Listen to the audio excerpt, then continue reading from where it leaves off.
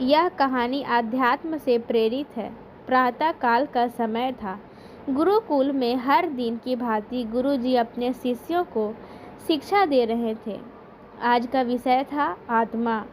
आत्मा के बारे में बताते हुए गुरुजी ने गीता का यह श्लोक बोला, नैनम छिन्दन्ति शस्त्राणि नैनम दहति पावकः न चैनम कलेदयन्त्यापो न शोष्यति मारुतः।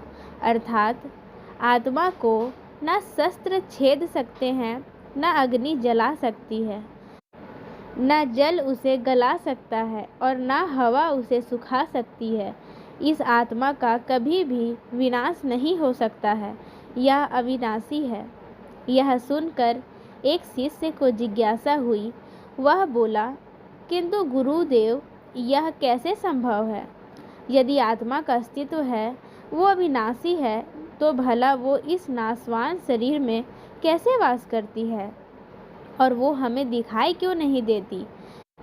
क्या सचमुच आत्मा होती है?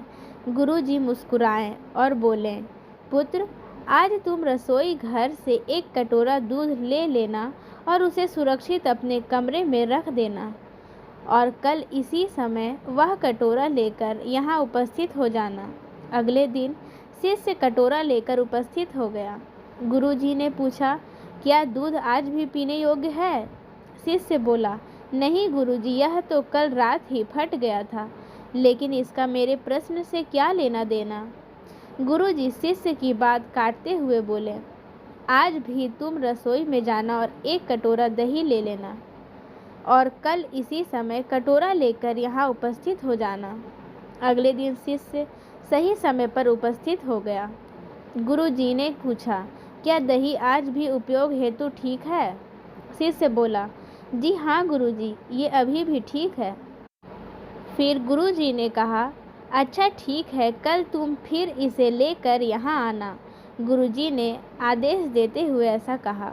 अगले दिन जब गुरुजी ने शिष्य से दही के बारे में पूछा तो उसने बताया कि दही में खटास आ चुकी है और वह दही कुछ खराब लग रही है।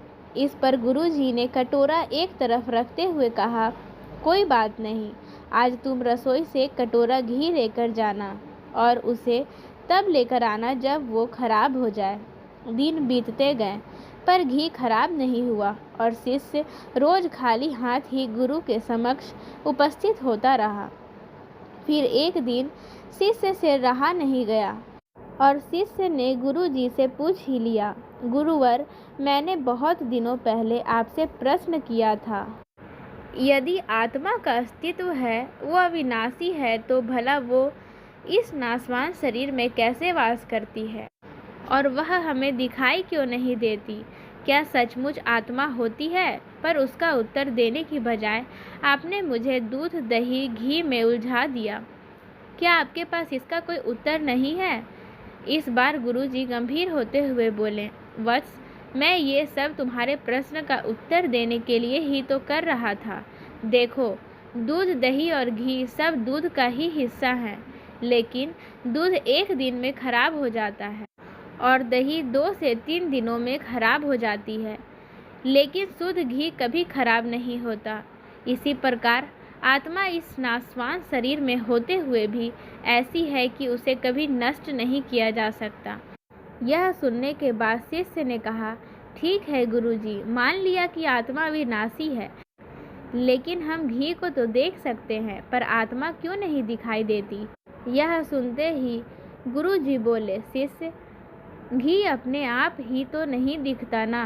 पहले दूध में जामन डालकर दही में बदलना पड़ता है, फिर दही को मथ कर उसे मक्खन में बदला जाता है, फिर कहीं जाकर जब मक्खन को सही तापमान पर घंटों पिघलाया जाता है, तब जाकर घी बनता है। हर इंसान आत्मा का दर्शन यानी आत्मदर्शन कर सकता है, लेकिन उसके लिए पहले इस दूध रूपी शरीर को भजन रूपी जामन से पवित्र बनाना पड़ता है।